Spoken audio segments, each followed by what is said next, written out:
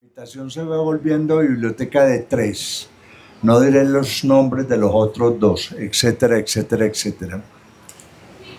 A ver, en el mundo de la literatura hay de todo. Desde aventureros, borrachos, gente que se iba a suicidar y mejor se puso a escribir.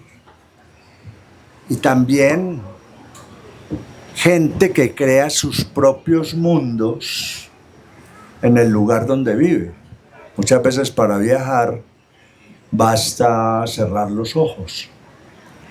Y por lo que yo he venido viendo de John, es no un hombre que robe libros, sino alguien que cuando un libro no le da, él lo continúa para seguir el viaje.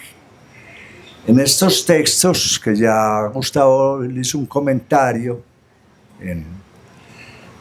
se revuelven muchas cosas. Yo creo que hoy en día, para escribir un texto lineal, se nos vuelve la vida muy complicada, porque estamos viviendo en una cosa que hierve, eso pega por un lado, pega por el otro. Pero, sin embargo, hay dos ítems dentro del texto, y uno es la distopía.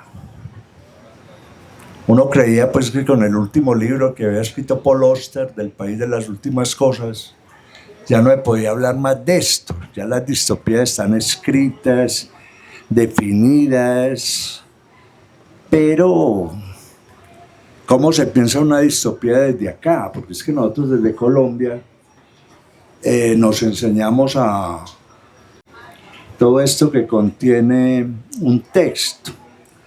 Y entonces la primera pregunta que yo le hago a John es: ¿cuántos viajes has hecho sin tener que mover un pie? Buenas tardes. Les agradezco que hayan asistido aquí a esta presentación. Le agradezco al maestro Gustavo Álvarez Gardiazabal. Y como los ciclistas, también hay que saludar a los patrocinadores, y es saludar y agradecer a la editorial, el Fondo Editorial de la Universidad de Envigado, por la publicación de este libro de relatos. Yo no sé, cuando acordamos que Memo fuera quien hablara conmigo, yo no sé por qué no le advertí que no me podía corchar, pero bueno, ya la cosa está así. Y entonces debo responder cuántas veces he viajado sin abrir los ojos. Eso me hace pensar o traer a la memoria es a Emilio Salgari, el que escribía las historias de piratas de Sandokan, un italiano, Emilio Salgari, no Sandokan, que sin estar nunca en Malasia ni en esos lugares, se documentaba de tal manera sobre esos espacios y sobre la vida en esos tiempos y la vida en los mares y la vida difícil de los piratas, que podía escribir con detalle sobre esos sitios. Incluso describía que había esos plataneras, el bambú, bueno, como si él estuviera atravesando una selva de esas. Bueno, en mi caso he combinado pues muchas cosas, y son todo lo que le pertenece a uno, no solamente como escritor, sino como persona.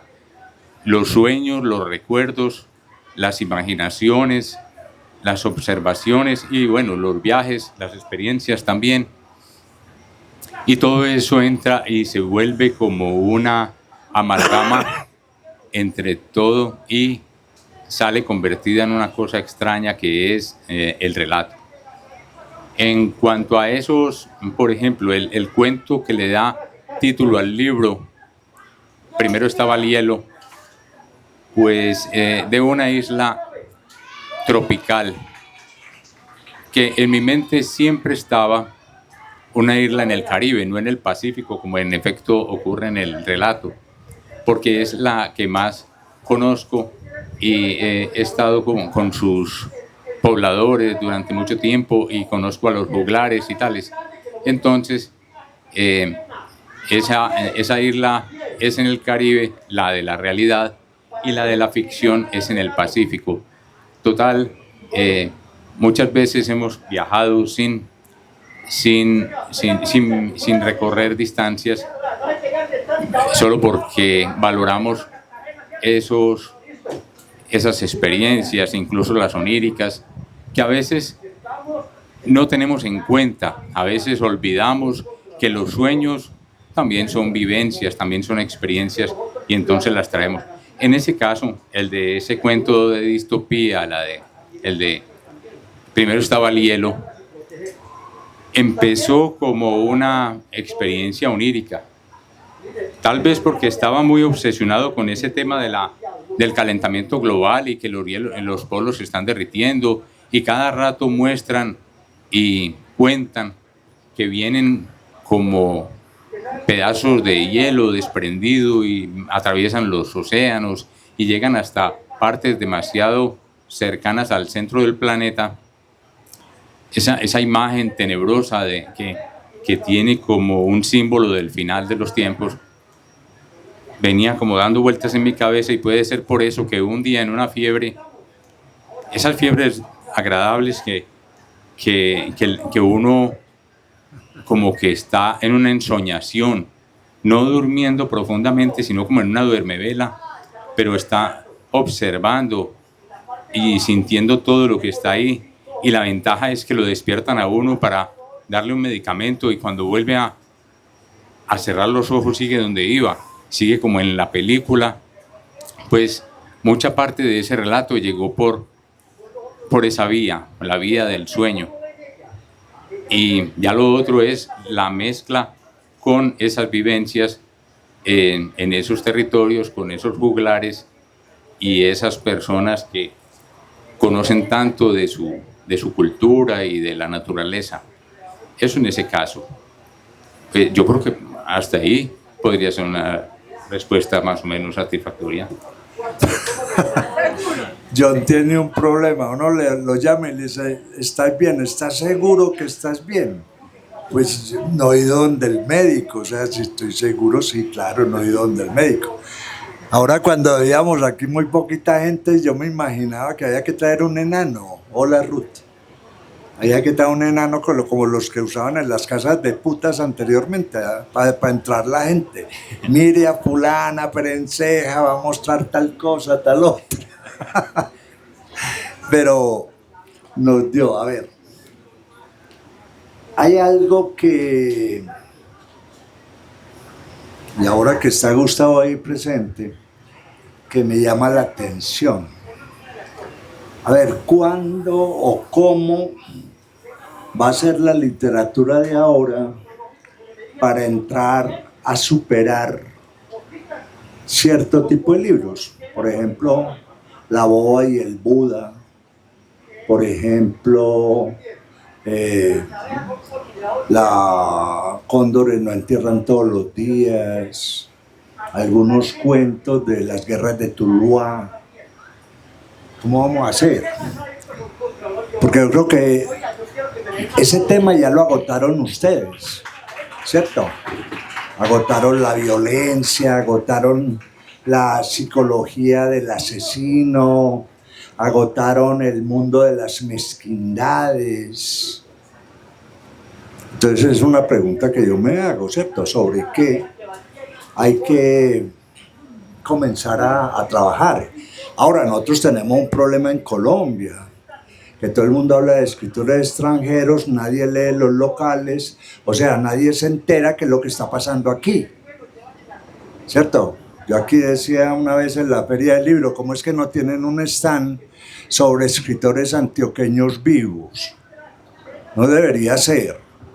Cuando uno va a la Feria de Buenos Aires le pasa eso, cuando va a la Feria de Frankfurt le pasa eso, esta es la gente que escribía acá. Entonces nunca nos enteramos y volvemos a repetir y a repetir y a repetir porque no nos leemos. Y cuando aparecen libros claves, y vuelvo por ejemplo, a Cóndores no entierran todos los días, eso como se supera. ¿cierto? A ver, Perdón, antes hablando ahora de distopías, nosotros estamos viviendo una muy tremenda en este momento, y es que tomamos agua pura, en lo que nos va a matar. Todo el mundo está tomando agua en plástico, y a usted se va a ahogar y se va a morir muy aliviado en medio de un mar de plástico. Sí, sí, a veces, porque uno se enseña los microbios. Dale. bueno, Cóndores no entierran todos los días, Las guerras de Tuluá, El Divino, El Papagayo tocaba el violín. Esas obras, sobre todo, pues creo que tienen un lugar ya consagrado en la literatura. Todos los escritores y todas las épocas tienen unas preocupaciones que no tienen que ser iguales entre todos los que escriben, así vivan en el mismo tiempo. La realidad y la ficción y la fantasía están ahí, y cada cual se apropia de ellas o trata de hacerlo de manera singular. A ver, cuando yo era más niño, recuerdo que había alguien en mi grupo, en esa adolescencia temprana, que estábamos leyendo, escogíamos un autor colombiano y lo trabajábamos, teníamos para 13 años o así. Escogíamos, por ejemplo, García Márquez, y cogíamos toda la obra de García Márquez, la leíamos, la comentábamos, nos reuníamos en la Casa de la Incultura de Envigado a hablar del asunto. Cada 8 días cogíamos a Gardiazabal, que ya tenía muchos libros publicados y tal. Después cogíamos a este señor, este costeño, el de Celia Sepudre, Rojas Erazo, también. Así íbamos con los autores, y uno de los de mi grupo un día dijo: no voy a volver a escribir, porque yo me siento a escribir como si estuviera en una partida simultánea de ajedrez. Y yo soy el que va pasando por los tableros, y en el otro lado está García Márquez, Gardiazabal, yo no sé quién. Entonces yo nunca les voy a poder ganar a ellos. Y dejó de escribir. Me parece que es mejor equivocarse tratando de hacerlo también y siguiendo en la escritura, sin dejar que lo amedrenten a uno esos monstruos grandes, sino intentando hacer lo propio. Y en cuanto a los temas, creo que la mirada de cada cual puede ser diferente, así lo que aporte sea poco, pero que sea propio. Es como el ensayista. Un ensayista no tiene que escribir la gran propuesta, pero debe escribir una propuesta que sea suya, y que, aunque sea desde el enfoque, aunque no sea un experimento grande, pero si el solo enfoque ya es diferente, ya hay una contribución como al acervo o al banco de pensamiento y al banco de imaginación de toda la humanidad. Entonces, esos libros son insuperables en sí mismos, y sin embargo uno sigue de testarudo tratando de escribir y seguir adelante con los temas y escribiendo.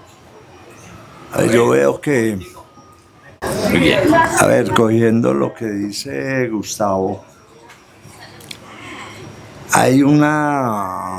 digamos que hay una generación que ya no sabe que existen los ríos, los árboles, las gallinas.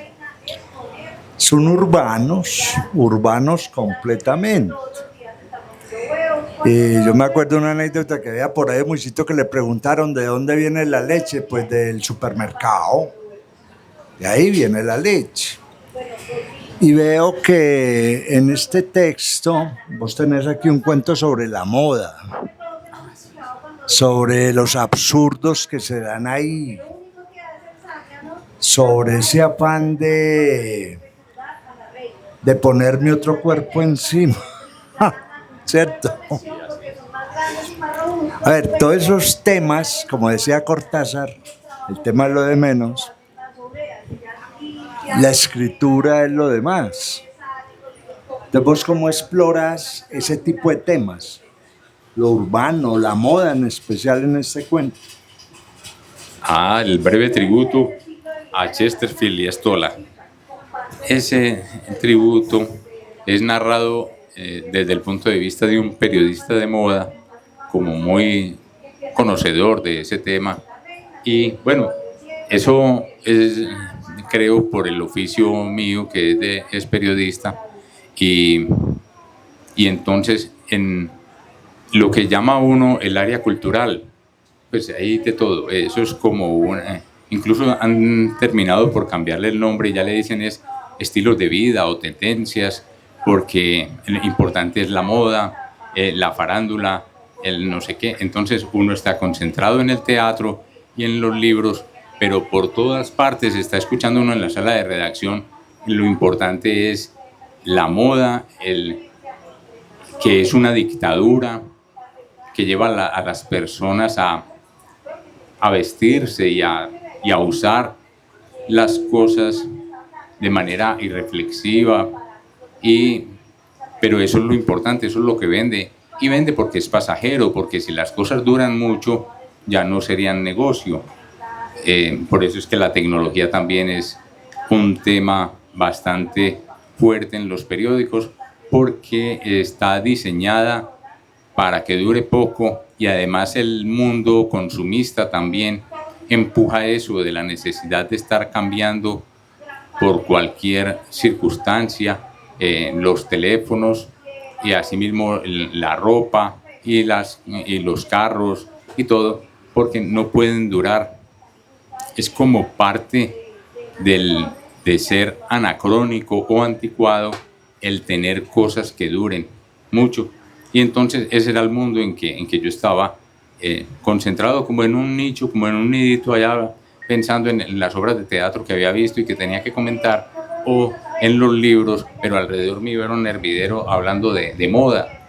Y encontraba, bueno, y alguna vez me mandaron a cubrir Colombia Moda en El Colombiano, porque como yo soy cronista, entonces querían que tuviera como una mirada diferente, y así sin saber absolutamente nada de qué se usa, qué no se usa, quién es un modelo, quién es una modelo, no sabía nada, pero como para que escribiera una crónica de todo ese mundo, y logré hacer algunas, y encontraba que lo que modelan las personas que van en las pasarelas, que a veces nos parecen atuendos muy llamativos, son cosas absolutamente corrientes al lado de lo que desfilan tras bambalinas los mismos diseñadores y las diseñadoras. Ellos se visten de manera más estrafalaria todavía, pues estrafalaria para uno que se viste como tan convencional, pero ellos son como llamando la atención desde su forma de vestir, de peinarse, de todo aquello, y por eso viene ese cuento, porque yo creo que en el fondo puede ser otra distopía, no solamente la distopía esa de la realidad indeseable, de que la naturaleza se esté acabando, que la estemos destruyendo, sino también que hay unos valores que nosotros también destruimos todos los días, y el consumismo también nos mete en una sociedad indeseable de necesitar cosas que son frívolas e innecesarias, que uno podría vivir sin ellas. Entonces yo creo que la distopía en este volumen de Primero estaba el hielo no solamente está en el cuento que lleva ese título, sino que en los otros cuentos también hay otras formas de distopía. La incomunicación, como una señora que es absolutamente mentirosa, como ocurre en esta sociedad ya y en los gobiernos que funcionan a esa base de las noticias falsas. Pues ella en su vida cotidiana también era de la apariencia y de la noticia falsa con su familia, pero en micro representaba todo lo que en la sociedad hay, toda esa falta o como esa pérdida de valores, que no es como por nostalgia de que antes hubiera sido mejor las cosas, no, antes también fueron muy malas, sino que pienso que hay asuntos que los seres humanos sí deberíamos como reflexionar más a la hora de asumir posiciones. No solamente quien escribe o quien tiene una posición en el gobierno o así, que tiene que tomar una decisión, sino uno como ciudadano desprevenido. Cada acto que hace es político, todos lo sabemos. Entonces, reflexionar más cada cosa que uno hace, piensa, dice o siente. A ver, hablando de esta señora que se gasta un montón de tiempo en morirse. A ver, Séneca decía que no había que tenerle miedo a la muerte porque uno llega muerto a la muerte. Cuando uno cumple años, son años de muerto, ¿cierto? Usted cumplió 60 años, lleva 60 años de muerto. O sea, uno llega muerto a la muerte. Y Fernando González, en el libro Las viajes y las presencias, decía que él salía a ver agonizantes, ¿cierto? Un montón de gente agonizando por todas partes, unos de 25 años, otros de 30, pero todos agonizando, porque es que de todas maneras nos vamos a morir, ¿cierto? Entonces el proceso de nacer es comenzar a agonizar. Y en este cuento, esta señora es como esa, ¿cierto? Cumpliendo esa tarea de morirse, que no es otra cosa que vivir. Contanos de ese relato. Pero se le aparece la Virgen. Sí, claro. La última mentira que echan 107 años es que se le aparece la Virgen. Y le cree. Y le creen. Y le creen. Ah, bueno, saludo al rector. Lo más interesante es que en el segundo antes de morirse a uno como que le aparece todo el mundo y todo lo que ha inventado. Todo lo que ha inventado. Entonces uno se va tan cargado que el guarapazo no lo siente, ¿cierto? Eso debe ser así. Bueno, saludo al rector de la Universidad de Envigado, el doctor Alejandro. Gracias por haber venido. Y en cuanto a ese cuento de las mentiras de Vera, que en el mismo título hay una contradicción, pienso, se me viene a la mente siempre es las personas que más hablan a favor de sí, como decir, pues, puede ser en muchos casos las que menos atributos tienen, y por lo general los que se creen muy religiosos son personas o los que se creen muy religiosos o son muy exhibicionistas en la religión, tienen como una carencia tan grande que por eso la llenarán con esa exhibición religiosa,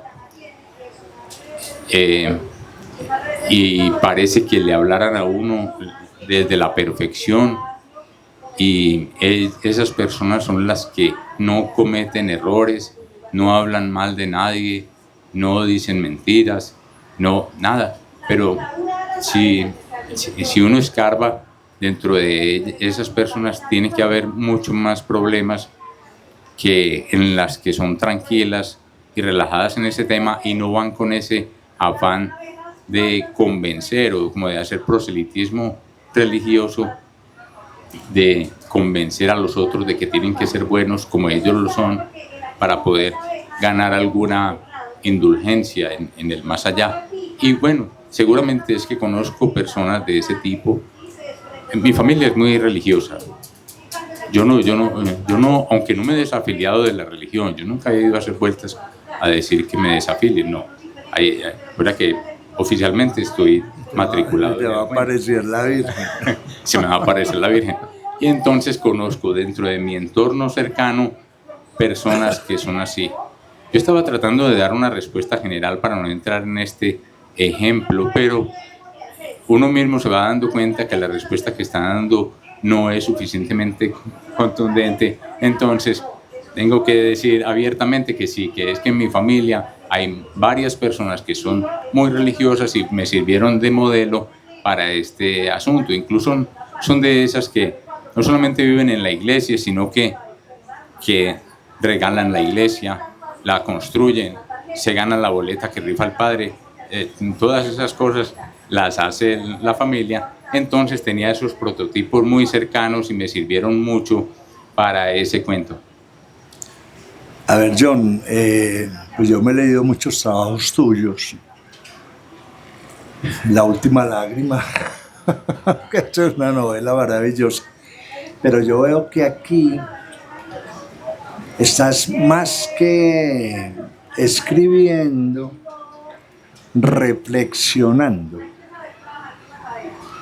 Porque yo creo que eso también lleva a la escritura. La escritura no solamente es el relato continuado, sino la capacidad de reflexión que uno tenga. ¿Es así o no es así? Pues yo creo que puede ser verdad, aunque dicen que no. Pero yo lo que creo es que la realidad ha gozado de mucho prestigio siempre, como si se supiera qué es. Sabiendo que cada uno de nosotros tiene una experiencia muy particular y no sabemos qué experiencia tiene el vecino, el otro, sobre eso que llama la realidad. Cada uno tiene como herramienta para apropiarse de ella lo mismo, los sentidos. Es uno a través de la vista, el olfato, el gusto, bueno, la observación en general, se apropia de la realidad, pero esa realidad entra en la mente y se fusiona con todo lo que uno imagina, siente, sueña, con todos los traumas y las taras de uno, y eso sale convertido en otra cosa. Y en caso de cada cual sale convertido en una cosa diferente. Puede ser la misma realidad, los mismos hechos, entre comillas, y lo que hacemos es como un procesamiento mental de la realidad, de modo que la realidad no es una, aunque parezca. La realidad es plural y equívoca. A veces la realidad y la fantasía son como, he pensado que son como esas vecinas cercanas que se prestan cosas, que se prestan un poquito de azúcar o que se prestan un martillo. ¿Cómo? El marido. El marido, no. Que se prestan un martillo y después se colaboran tanto la realidad y la fantasía que a veces terminan sin saber qué cosas son de una y qué es de la otra. Por eso uno en lo que llama la realidad encuentra tantas cosas absurdas y viceversa. Vea, nada menos las noticias que de los últimos tiempos parecen fantásticas. Ya están reviviendo, o como se dice, desextinguiendo animales que desaparecieron hace miles de años. Eso seguramente va a ser un encarte, porque si no, pues no habría que crearles las condiciones para que se alimenten. Y además la superpoblación, el planeta va a girar mucho más rápido, porque a mayor peso, más velocidad, creo yo. Entonces, eso va a ser un problema. Sin embargo, ese tipo de noticias son las que estamos viendo ahora. Y uno diría, no habíamos quedado en que esas cosas eran fantasía. Entonces, la fantasía y la realidad no son puras cada una de ellas, no son más bien como sustancias inestables, como inasibles e inciertas. La incertidumbre es con lo único que contamos, es lo único cierto que tenemos. A ver, hay algo que en la Carta de Independencia de los Estados Unidos, hay algo muy importante, que es la libertad de prensa, no de expresión, porque de expresión se expresa un marrano, una gallina. Pues la expresión es algo muy amplio y permite muchas burlas, pero de prensa es porque ellos tenían claro, hay una libertad para el que sepa escribir y argumentar. Eso hizo que el país se llenara de periódicos, de revistas, de novelistas, que escriban muy bien además. Y nosotros venimos pasando una crisis muy fuerte en cuestión de periodistas. Pues prácticamente John es de la última camada, pues que escribían reportajes, hacían investigaciones.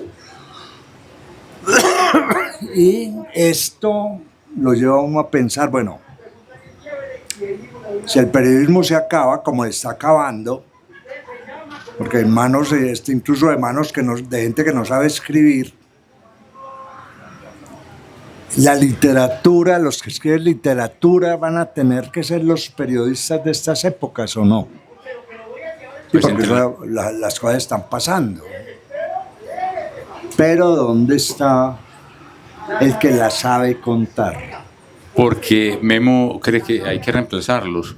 Pues alguien tiene que ocupar ese lugar. Bueno, la idea es que siempre ha habido una zona límite muy nebulosa entre la literatura y el periodismo.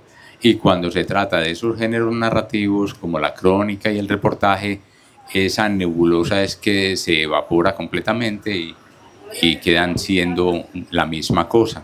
El periodismo y literatura en esos casos.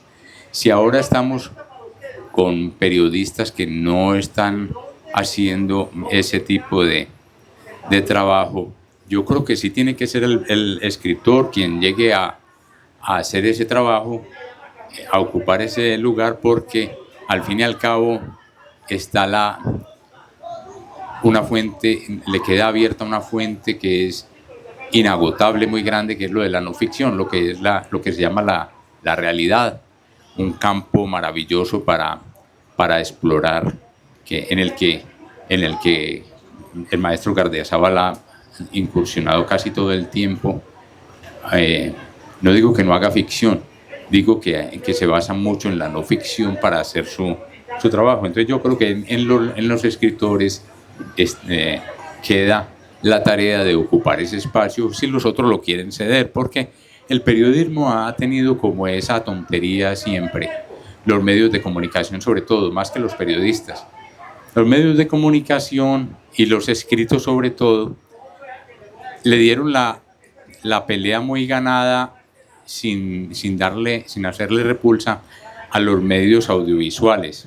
Desde que estos incursionaron y que llegaron las tecnologías de las plataformas, en lugar de luchar con sus propias armas que están en la palabra, en las historias, le dio por hacer de sus trabajos escritos unas obras visuales.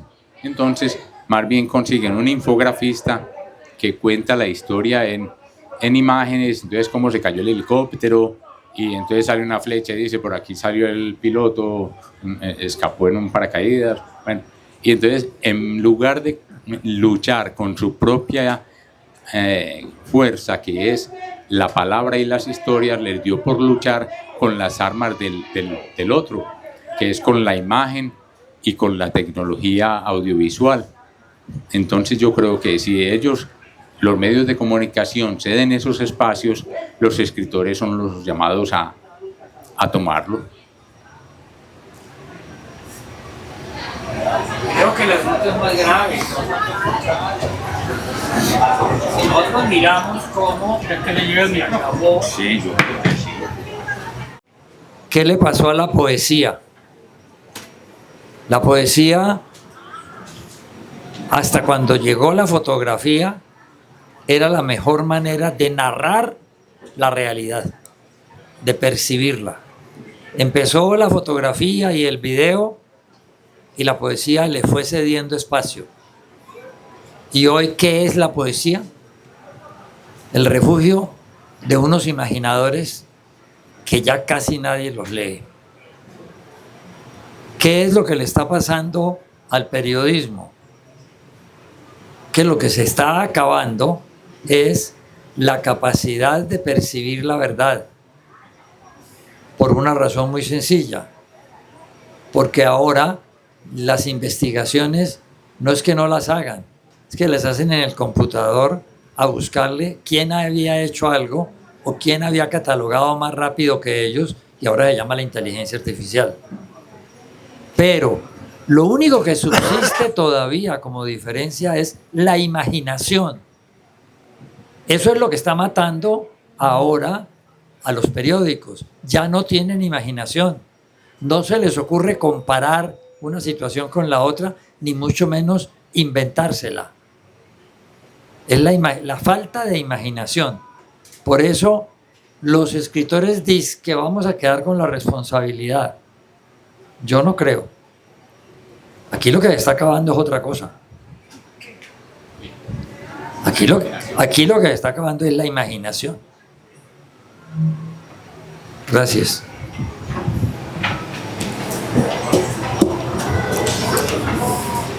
Imaginas. A ver, hay algo que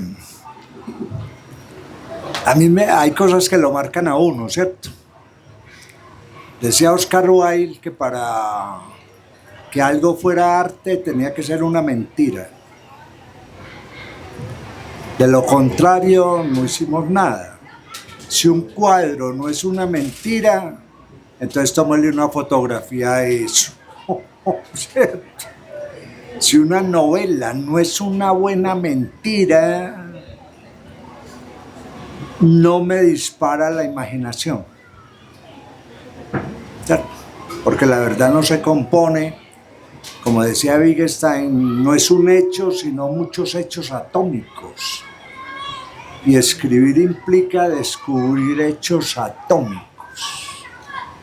¿Cierto? ¿Por qué se podrían dar las cosas? ¿Cómo se dan de otra manera, de lo otro?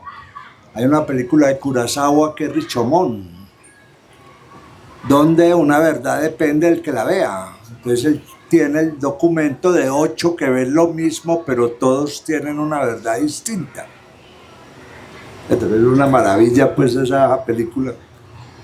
Entonces yo creo que la literatura tiene la tarea primero de salvar la imaginación, que sin imaginación somos robots. A mí la inteligencia artificial no me da miedo porque no siente, porque no es capaz de imaginar, porque hace una cosa y no supo qué hizo. A mí eso no, y en la universidad nos dan cursos y cursos, y aparece el chiflado que dice que eso es superior a nosotros, pues es superior a usted que a un bobo, ¿cierto? Porque el asunto es, la realidad es si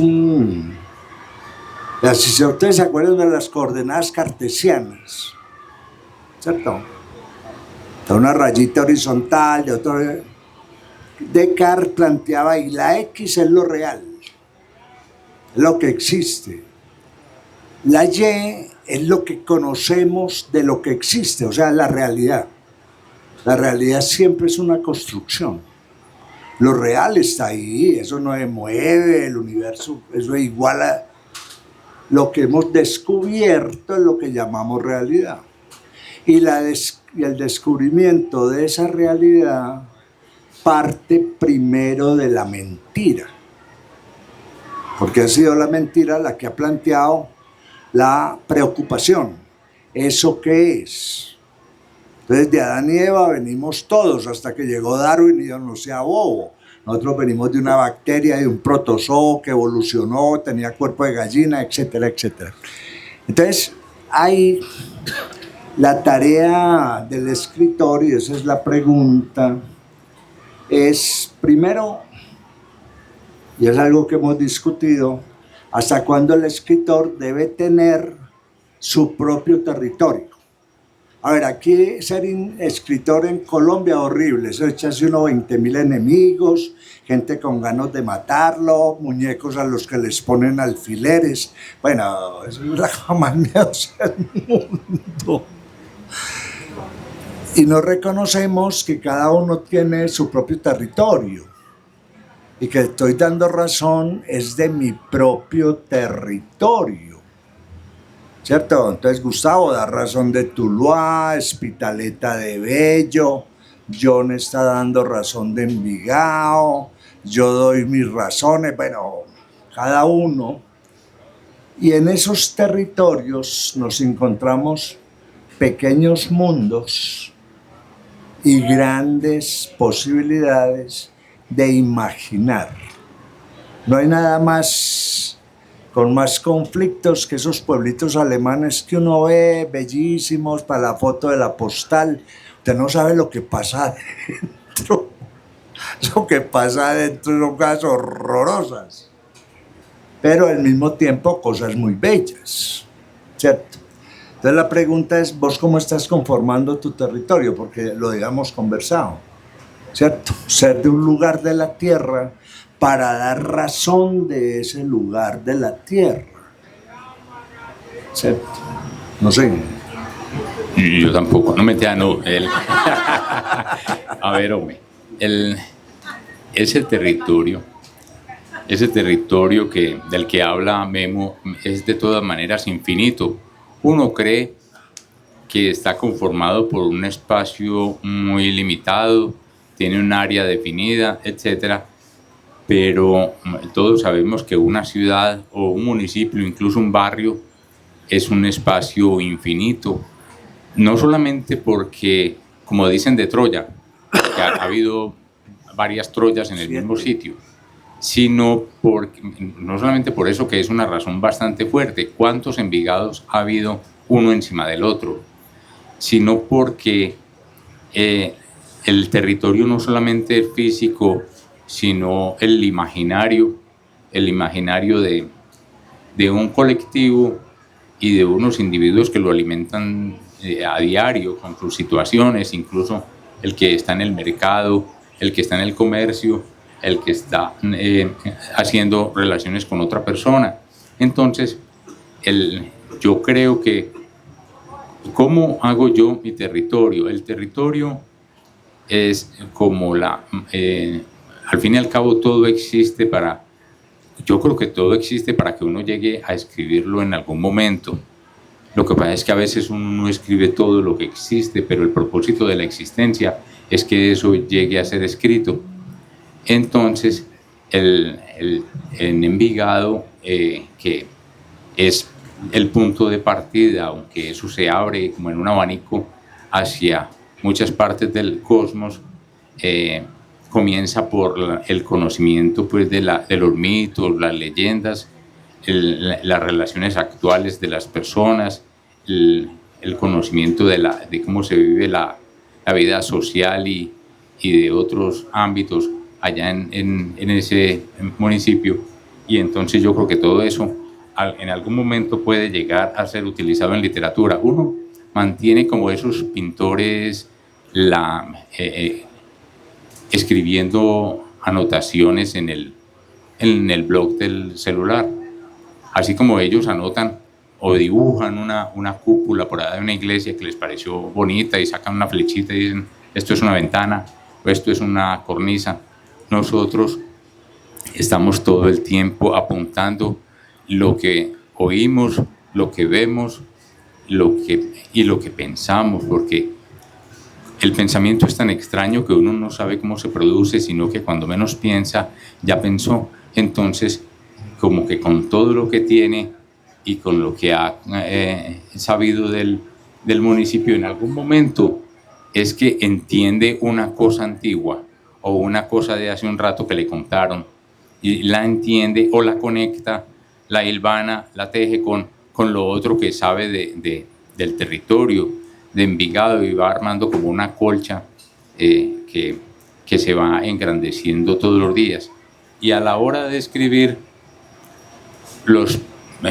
las historias se pueden enriquecer con muchas de esas anotaciones que uno tiene, pues, porque uno piensa en el territorio y en los personajes como los enamorados piensan en la persona que ama, que no es que sea de vez en cuando o es que tenga el propósito de pensar o concentrarse en ella, sino que incluso cuando está haciendo otras cosas tiene por delante la mente la imagen de esa persona. Así es uno con el territorio, así es uno con la historia que está escribiendo y con los personajes que está creando, está pensando en ellos todo el tiempo para entenderlos, incluso para saber mucho más de ellos de lo que uno llega a contar, porque si uno cuenta todo lo que sabe del personaje, parece como el niño que da la lección y cuando se le agotó ya no tiene más que decir. Uno tiene que dar la sensación de que en efecto sabe mucho más del personaje, del territorio, de la historia, de los acontecimientos, de lo que cuenta A ver, cuando uno escribe, va creando como una metodología de pensamiento, ¿cierto? Al final cada uno se está entrenando ahí con la palabra y ya uno sabe armar frases, sabe crear situaciones y todo eso tiene una metodología, ¿cierto? Nosotros hemos hecho ensayos en Bolivariana de escribir novela policíaca, por ejemplo, que no deja de ser un divertimento, pero de todas maneras ese tipo de novela lo lleva a uno a buscar muchas más razones, ¿cierto?, de las cosas. El mundo no es tan evidente y la pregunta es, dentro de estos relatos, ¿cuánto aire hay del fiscal Rosado? Es un personaje que él creó, interesantísimo para la novela policíaca y tiene unas características muy particulares. Y sobre todo que el mismo personaje deja de ser un investigador privado o un policía para ser un fiscal, ¿cierto? El fiscal Rosado, que surgió no en Envigado, sino aquí en la Comuna 13, porque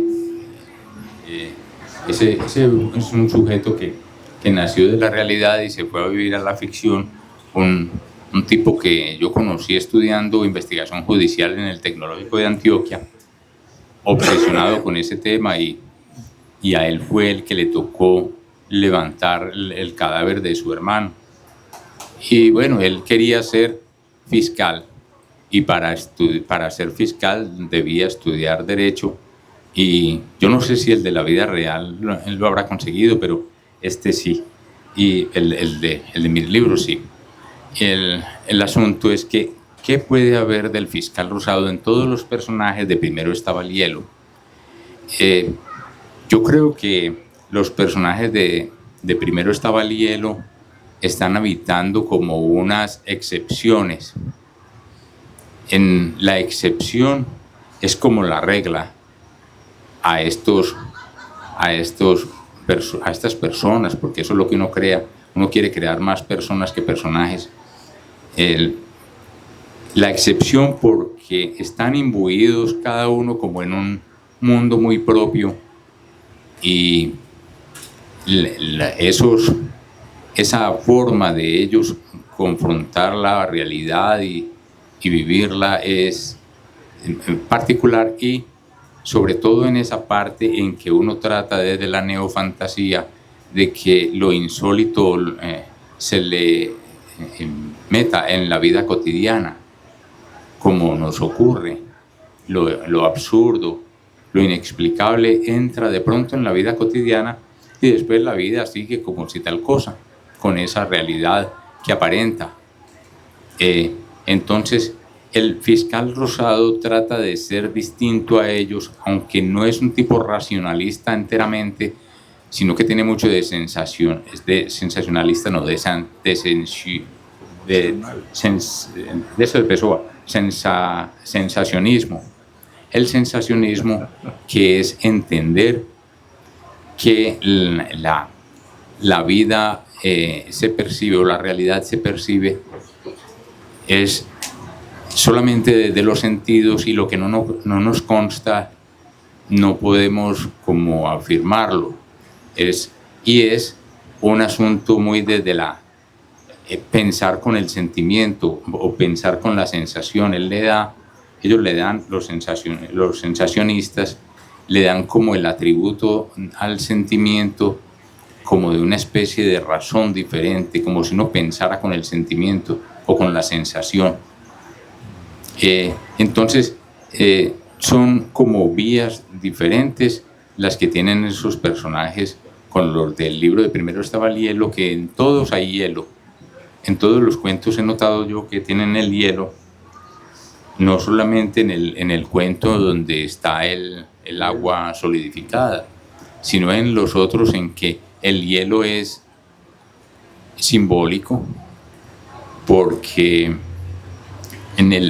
hay cuentos donde el hielo es como la indiferencia hacia lo banal o hacia la fama o hacia la gloria. Esa parte, esos personajes son como témpanos frente a esas alternativas o a esos atractivos que les muestra la vida. Como en ese cuento de la moda, esos creadores de moda que son unos genios, en realidad pues son muy desdeñosos con el tema de la fama, y creo que hay como una personalidad de hielo en ellos, el hielo de la incomunicación del que hablaba con la señora de la mentira, la comedora de ceniza, una comedora de ceniza que también está en ese hielo del vacío, del desasosiego, es por esa adicción y ese infierno personal que vive por estar en ese consumo de ceniza. Porque y digo el infierno y hablo de hielo al mismo tiempo porque el infierno no es de fuego, el infierno es un lugar helado. Entonces ya, es que se nos venció el tiempo, pero de este tipo de encuentros se aprende mucho. A mí me gusta mucho aprender oyendo, y ahora John decía que él no intentaba crear personas en lugar de personajes. Eso es bonito. Y yo creo que es un buen reto para un escritor, crear personas en lugar de personajes. Porque eso es lo que está faltando ahora. Yo no sé, nosotros, muchos nos decimos humanos, pero yo pregunto, ¿cuántos quedan? Los humanos que quedan son muy poquitos, ¿cierto? Muy poquitos. Bueno, muchas gracias por su presencia. Es un texto que vale la pena leerlo. Como todos los textos, eso sube y baja. Eso es como la vida.